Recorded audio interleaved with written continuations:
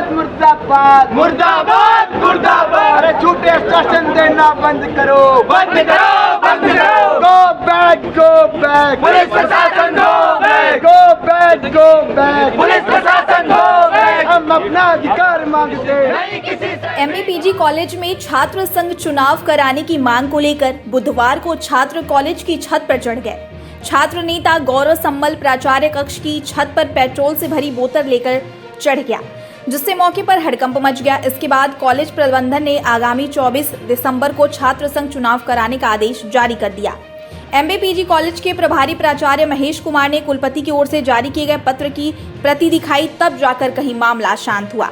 इधर इस खबर की सूचना पर पुलिस, प्रशासनिक अमला और फायर ब्रिगेड मौके पर पहुंच गया। हालांकि कुलपति की ओर से जारी पत्र और सांत्वना मिलने पर छात्रों का गुस्सा तो शांत हुआ है, लेकिन साथ ही चेतावनी दी है कि अगर अब सरकार द्वारा इसको लेकर हीला हवाली की गई तो वह उग्र आंदोलन करेंगे।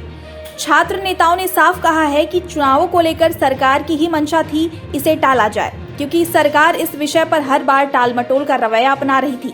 बहरहाल अब छात्रों ने ये साफ कर दिया है कि यदि अब सरकार चुनावों की तिथि या अन्य किसी कारण से इसे टालना चाहेगी तो वो उग्र आंदोलन को बाध्य होंगे। घोषित हुई है, मेरे को लिखित चाहिए। लिखित लाए हैं? लिखित लाए हैं तो मैं नीचे उतरने के लिए तैयार हूं। तो ये आप अपनी जीत मानते हैं? इसे जीत मानते हैं, बिल्कुल। छात्र हितों की जीत है। छात्र हितों की जीत होगी, छात्र एकता जिंदाबाद।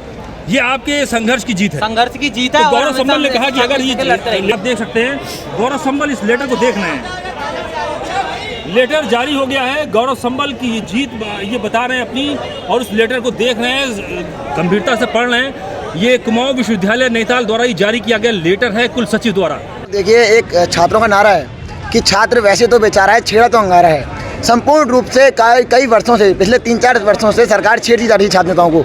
आज जब हमारे द्वारा पहले क्रमिक अनशन था, यूनिवर्सिटी बंद कराई गई।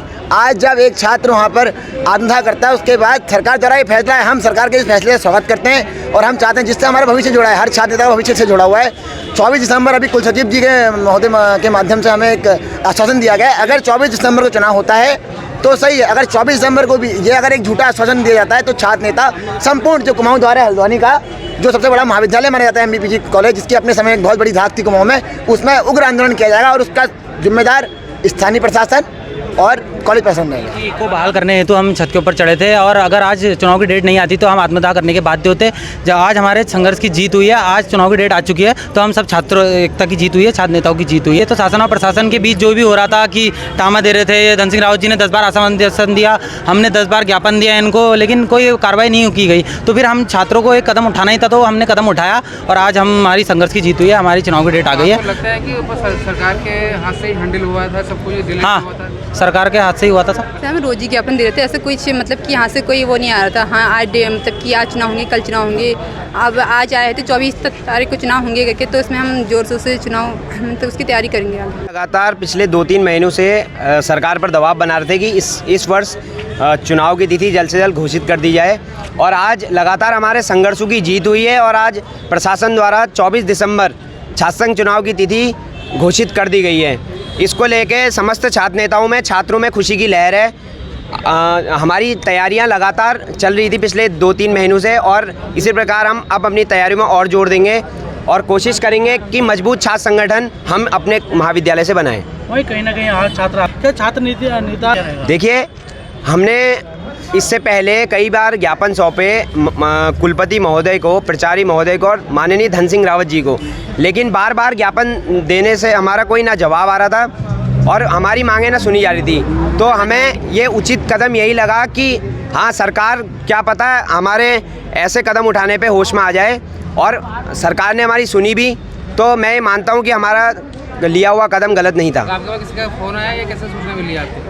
देखिए, हमारे पास लिखित आया है, कुल सचिव जी के सिग्नेचर है इसमें, ये है लिखित पत्र, ये लिखित पत्र,